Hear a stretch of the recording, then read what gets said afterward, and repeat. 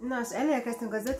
részhez, ami a Ballambernek a vállalati kultúráját mutatja be, és azon keresztül az, hogy mi az elmúlt héten, ami nálunk már a válság hete, milyen intézkedéseket vezettünk be, és milyen döntéseket hoztunk. A 4. pont a BVH-nál nem szól másról, mint a képzésről, és ez nekünk egy nagyon nagy alapértékünk. Sokan szoktak csodálkozni, amikor egy ilyen konferencián elmondom, hogy a mi képzési büdzsénk meghaladja a marketing büdzsénket, és ez így van szinte kezdetektől. Miért van ez így? Valószínűleg azért, mert én nagyon szeretek tanulni, elég egy önfejlesztő típus vagyok, úgyhogy ezért a kollégáim is kénytelenek tanulni, és kénytelenek ők is önfejlesztőek lenni. Hogy mi itt cégen belül miket tanulunk, hát járunk sok tréningre, például nagyon szeretjük a Dale Carnegie-nek a tréningjeit, nagyon jó kommunikációban, vezető kommunikációban, nagyon jók a vezetői tréningjeik. Amikor én a középvezetői csapatomat raktam össze, mert abban az állapotában volt a cég, hogy már nem bírtam az egykezezést, akkor például az ő tréningjeik nagyon sokat segítettek, vagy akár a Seminar Consultingnak is a management technika tréningjei, nagyon sokan közülünk, nem csak vezetők, munkatársak is elvégezték ezeket a bázis tréningeket, és hát ebből kifolyólag a vevőim is kénytelenek tanulni, számukra is nagyon sok képzést és tréninget szervezünk, ugye elsősorban lufizós tréningeket, az elmúlt 20 évben minden évben 2 vagy 3 külföldi oktató jön szerte a világból, most majdnem Kínával kezdtem, de kínai oktató is volt itt, amerikaiaktól elkezdve, angolokon át, Ausztrália, mindenféle országból a világ legprofibb és legjobb oktatóit hívjuk el azért, hogy a vevőink szakmailag képződjenek, és most már pár éve mellé raktunk üzleti képzéseket is a vevőink számára, hogy ne csak a lufiban legyenek profik, hanem az üzletben. Nem is olyan régen volt egy nagyon klassz képzésünk Janata Krisztával, aki szövegírásra tanította őket, Szász Matyival és Tóth Ádámmal, akik a hatékonyságra, céges és egyéni hatékonyságra, de megemlíthetném azt a tréninget is, ami szintén néhány hete volt Kovács Lacival, a follow marketinges sráccal, aki pedig az Insta titkaiba vezette be az én vevőimet és viszont eladóimat, és elmondanám, hogy most is tanulunk ebben az időszakban, ezt így nem hagyjuk abba. Azok a kollégák, akik nálunk otthon rekedtek, nagyon sokan már választottak maguknak olyan területet, ami érdekli őket, hiszen tudjuk azt, hogy így válság után hát elég durva átszervezésekre lesz szükség, azt már tudom, és elég durva átképzésre is, hogyha meg akarok tartani mindenkit, úgyhogy ezért nem csoda, hogy nálunk a raktárvezető most éppen online marketinget tanul. És a vevőim sem ülnek túltétlenül otthon, hiszen az amerikai anyacégünk egy virtuális World Ballon Convention szervez március végére, március 29-30, úgyhogy a legjobb lufis oktatókkal tartanak egy hatalmas világméretű konferenciát, amit természetesen a magyarok is nézhetnek, és nagyon büszke vagyok rá, mert van egy magyar srác is, aki itt oktató. Úgyhogy mi meg válságban is tanulunk, mert hiszem azt, hogy a tudás az, amivel eredményeket lehet elérni, és a tudás megosztás is eléggé bent van a cégen belül is nálunk. Ugye azt már hallottatok, hogy hetente, hétfőnként mi szárnyalásokat tartunk, amin illetve ami minden kollégánk ott van, és nagyon sokszor fordul az elő, hogy egy kolléga kiolvas egy könyvet, ami például legyen az asszertív kommunikáció, és azt megosztja a többiekkel egy kis előadás formájában, így ugye ő is fejlődik, például az előadói készségei fejlődhetnek, és mindenkinek jó. No, a mai téma ugye a képzés, és akkor én ki is emeltem rögtön egy olyan témát, amit tudom, hogy más vállalkozóknak is sokszor fáj, és talán azok a nézőpontok, amiket most én itt elmondok, talán másnak is segíthet, és ugye ez a pénz lesz. Az emberi oldaláról már nagyon sokat beszéltem, ennek a sztorinak, amiben most nagyon benne vagyunk, és megígérem, hogyha majd újra békeidők lesznek, akkor akár még többet mesélek majd az én munkatárs kiválasztási metódusomról, vagy a szervezetfejlesztési, csapatépítési titkaimról, de most nálunk, legalábbis a mi állapotunkban nem ennek van itt az ideje, hanem egy kis matekozásnak, mert mi 5 nap alatt zuhantunk be nullára. Mielőtt belemennék abba, hogy én hogy mérem a saját teljesítményemet, engedjetek meg, megmutassak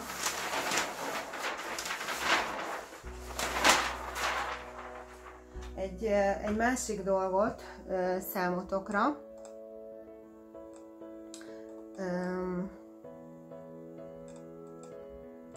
Jó. Felírni nem írtam fel semmit, de ezt fejből tudom, mert én ezt nagyon jól megtanultam, és nagyon jól alkalmazom. Nem saját tollakkal ékeskedek, tehát nem saját kútfőből vagyok ennyire okos, hanem fel is írtam. Én a Seminar Consultingtól tanultam meg azt, hogy mik azok az úgynevezett cégállapotok, és hogy melyik állapotában a cégnek milyen úgynevezett formulákat kell alkalmazni a túléléshez. Amit most gyorsan elmondok nektek, és nem szeretném elvenni a Seminar Consulting kenyerét, de tudom azt, hogy annyit megengednek, hogy ezt a részét bárkinek átadjam, ezt a tudást, mégpedig azok a statisztikák. Mindenki ugye nézi a statisztikáit, gondolom főleg most, még azok is, akik bőségben vannak, mert kenyérsütőt árulnak, és mondjuk dübörög fölfele az árbevételük, szerintem ők is gondolnak arra, hogy ez vajon meddig fog tartani, és vajon mi lesz utána, és ez az egész sztori hogy hat az egész gazdaságra, azon belül hogy hat az ő iparágára. Ugye azt már sajnos tudjuk, hogy a hotel és a vendéglátás területére hogyan hatott, azt még, illetve már én is tudom, hogy az én területemre hogyan hatott, de szerintem sokan vannak még, akik vagy fellendülőben vannak, mert olyat árulnak, vagy egy normál állapotban, amikor a statisztikájuk egy viszintes kisimult vonal, vagy ami nekünk volt, hogy egy nagy bőségfelfutás után simultunk ki, nekünk például a 19-es évünk az erről szólt. Tehát sokan vannak még itt, de biztos vagyok abban, hogy többen már olyan grafikonokat, olyan statisztikákat látnak a saját cégükbe, ami egy enyhén lefele tartó vonal, ezt a menedzsment technológiában válságnak hívják, illetve ami a meredeken zuhanó vonal, azt pedig már veszélyállapotának, és mindegyiknél más kell csinálni.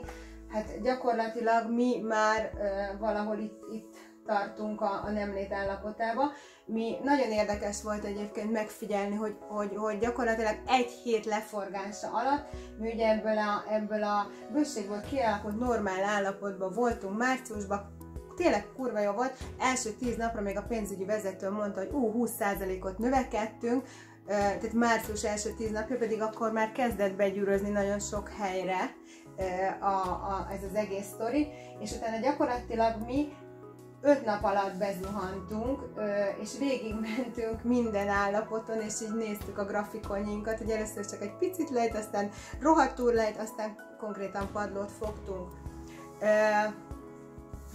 Ennyit az állapotokról. Szerintem nagyon jó az, ha valaki tudja, hogy éppen a cége milyen állapotban van, meg szerintem az is nagyon jó, hogyha a saját állapotunkat is ismerjük, mert hiszen mi vagyunk az, aki a cég motorja vagyunk, és a cégnek energiát, olajat adunk, azt pedig már látjuk, hogy az űrzavar odakint elég nagy, ezért is jó megőrizni a saját belső, nem tudom én, stabilitásunkat, megingathatatlanságunkat. Na és akkor rátérve a matekra, ugye ez amit itt láttok, mindjárt elmagyarázom, hogy ez micsoda, de ez a békeidőben is az elmúlt években az én ügyvezető tulajdonosi teljesítménymérő számom gyakorlatilag.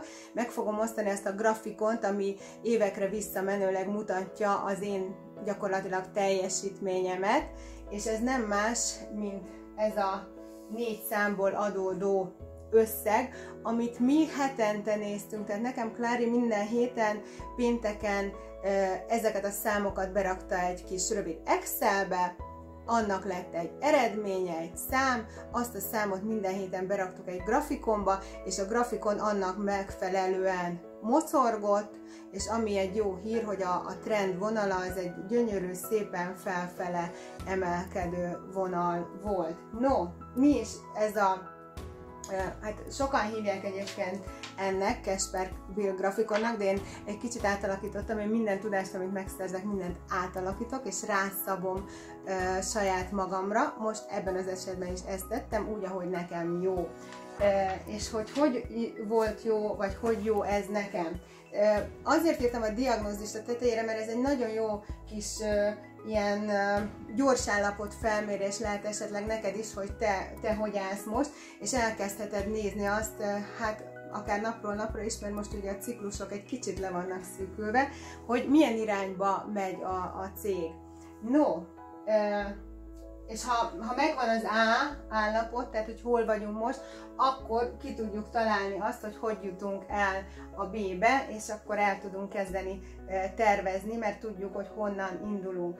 Az első, a ki oldala, azaz az összes kiállított vevőszámlám, akár euróba, akár forintba, bárhogyan fel van sorolva. Ugye ezek a nyitott számlák, tehát az a pénz, amit én a vevőktől még várok.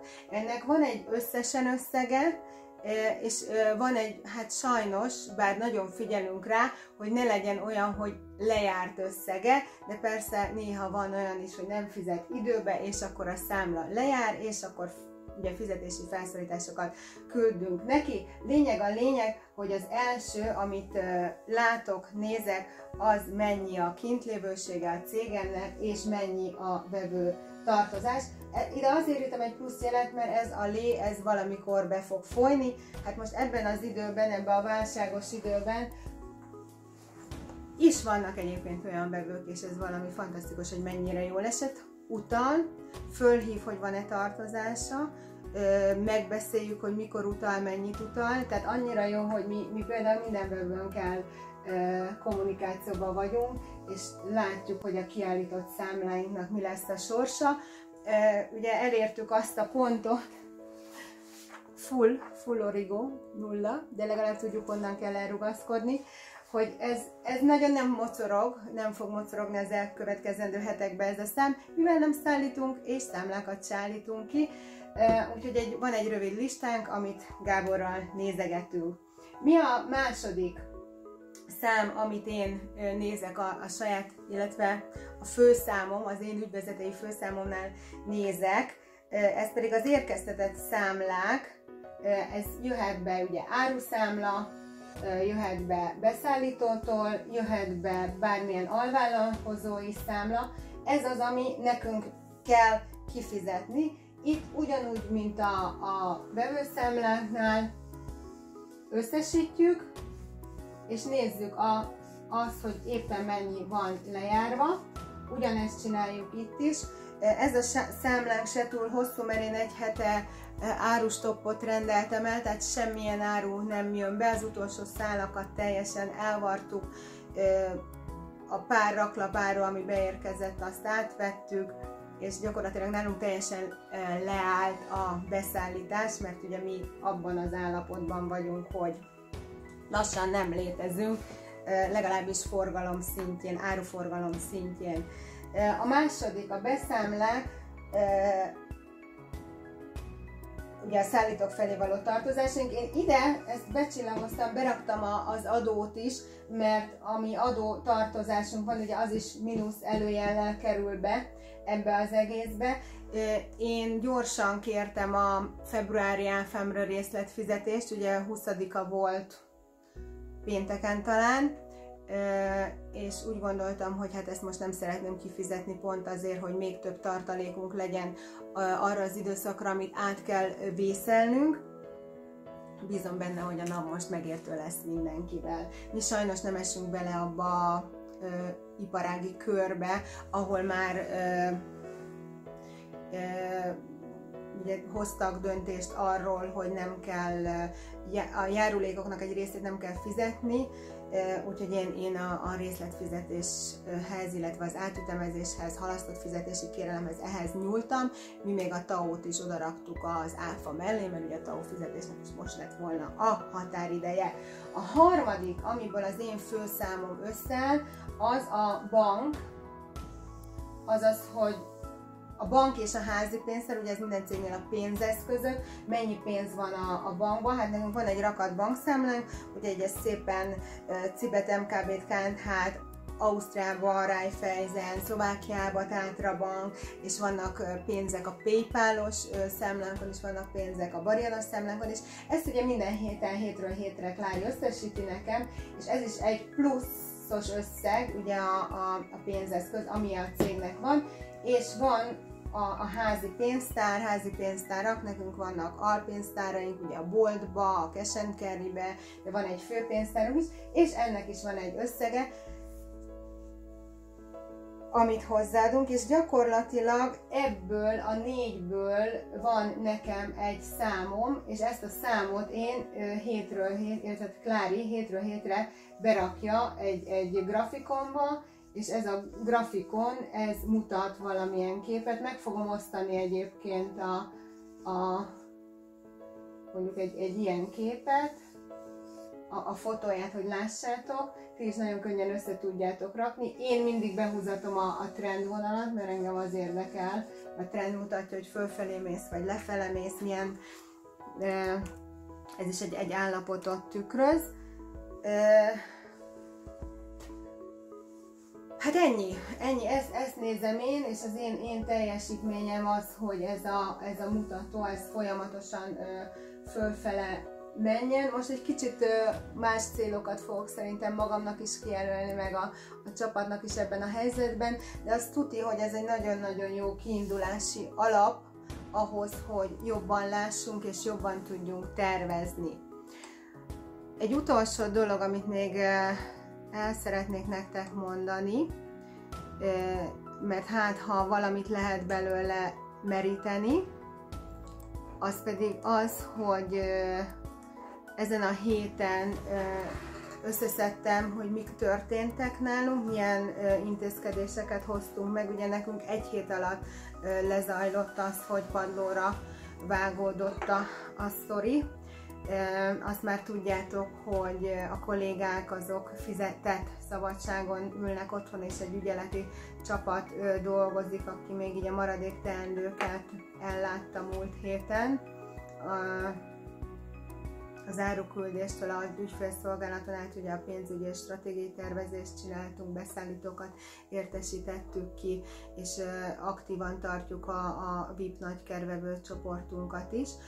A csapat az 3-szor találkozott esténként, hétköznap, ezt a szokásunkat meg is fogjuk tartani. Este 21-kor egy ilyen Zoom meetingen, ami egy fél órás, és megbeszéljük, hogy mi történik éppen körülöttünk, illetve egy Facebook zárt csoportban és Messenger csoportban is kommunikálunk egymással. Hát megmondom őszintén, hogy vicces dolgokat is osztunk meg, mert a humorérzékünket azt nagyon nem szeretnénk elveszíteni ebben a helyzetben sem. Mi történt eddig? Igazából 9 olyan dolog, amit mint döntés meghoztunk. Mi teljesen leállítottuk a beszerzésünket, tehát egy beszerzés és költségstoppot rendeltünk el. Bezártuk a kiskerboltunkat, bezártuk a nagykerboltunkat 16-án hétfőn. Csak online rendelésre van lehetőség nálunk, az Ünnepek Áruházán ingyen kiszállítást tettünk be ez mellé, a nagykervevőknek pedig hetente egyszer ingyen szállítunk. Hát nem ez a költség fog minket odavágni, mivel alig van rendelés, illetve most már tényleg egy kezemben meg tudom számolni, egyenlő lett a nullával.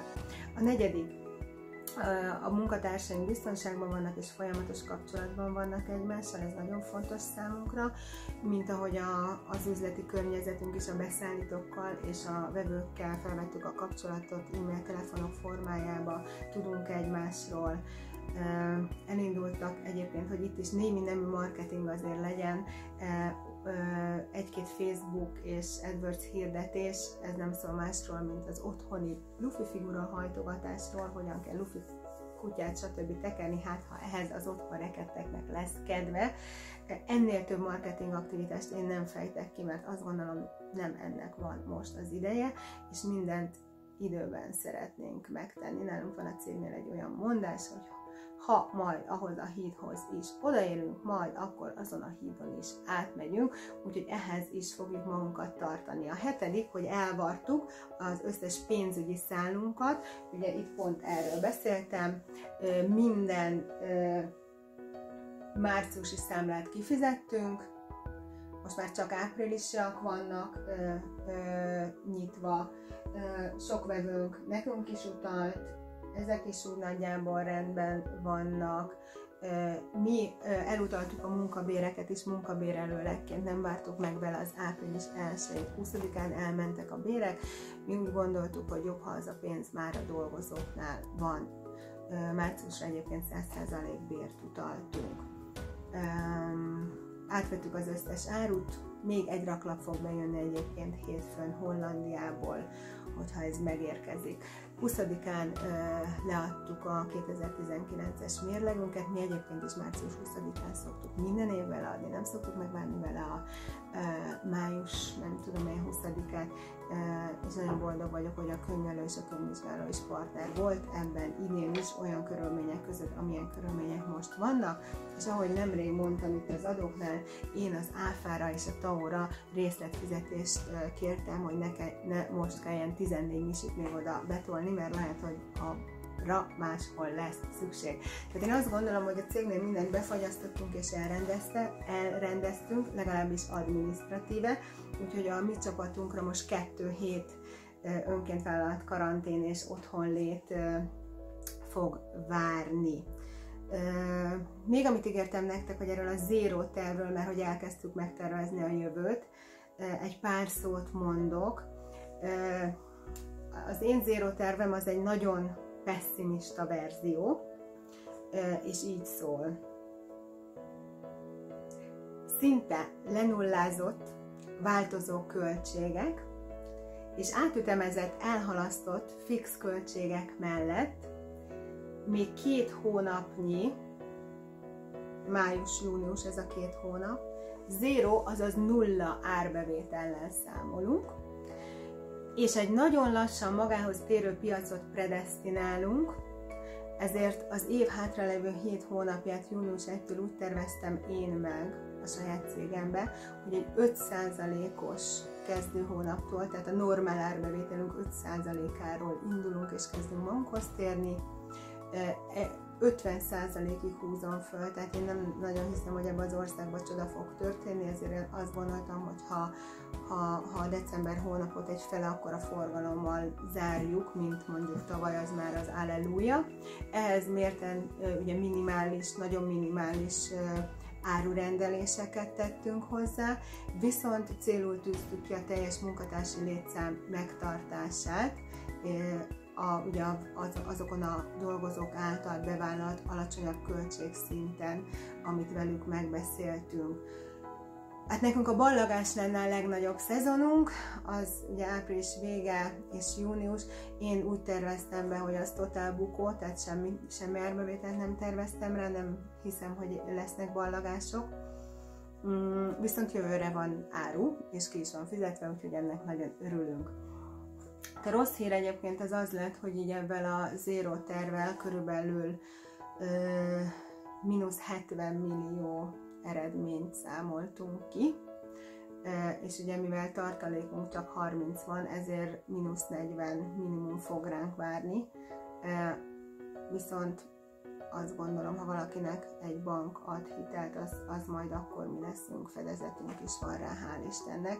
Tehát a tartalékképzés ziher, hogy nem lesz, vagy a képzett tartalék ziher, hogy nem lesz elég arra, hogy ebből kimásszunk, én így látom, és nyilván azt is tudjuk, hogy ez a terv, amit most összeraktunk, ez talán még tervnek se vehető, tehát mi se veszünk készpénznek, mert nem tudjuk, hogy a dátumok hogy alakulnak, nem tudjuk, hogy az évszakok hogy alakulnak, nem tudjuk, hogy a szezonok hogy alakulnak, egyáltalán a körülmények hogy alakulnak, de legalább van valami tervünk, amit lehet szépen folyamatosan módosítani. És addig a pontig, amíg ennek a tervnek a megvalósítása el nem tud indulni, addig pedig türelmesnek kell lennünk. Összeírtam azokat az előnyeinket, és ezzel nyugtatgatjuk magunkat így a munkatársakkal.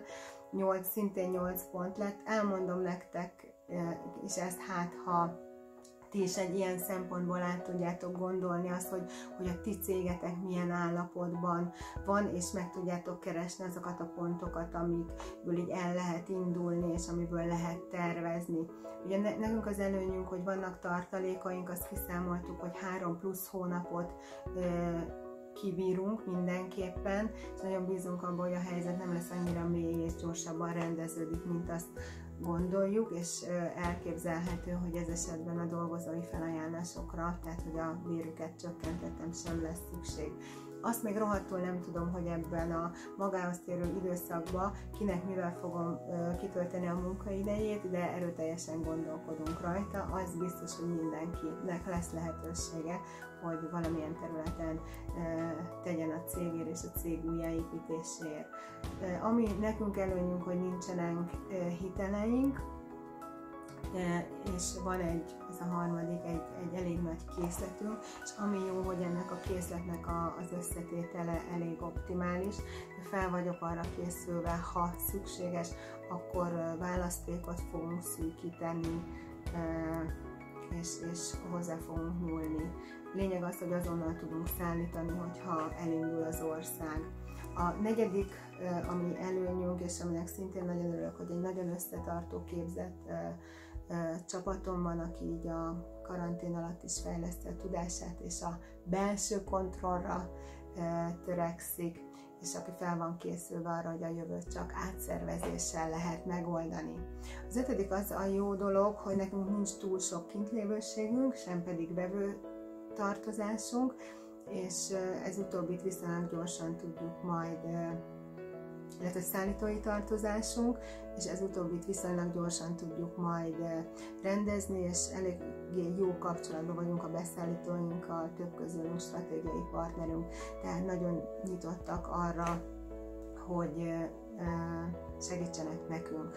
A hatodik nagyon jó dolog, hogy nekünk teljesen napra kész a könyvelésünk, tehát nálunk nem csak a külső könyvelőnk van egyébként, de nem csak ő könyvel ugye hónapról hónapra, hanem mi házon belül mindent vezetünk, tehát én bármikor bármit kérdezek, az volt napra kész, legyen az adó, bevétel, árrés, minden benne van a kis ERP rendszerünkben, úgyhogy azt gondolom, hogy mi elég tisztán látunk a pénzügyeinkben is. A hetedik az, hogy folyamatosan monitorozunk mindent, amit csak tudunk. Most például nézegetjük a weboldal látogatottságot, hogy annak milyen a trendvonala, a hirdetéseink eredményességét és minden más pénzügyi adatot még, amíg valami mocorgás van ezen a téren. És én azt gondolom, hogy mindent megtettünk, amit ez alatt az 5 nap alatt meg lehetett tenni.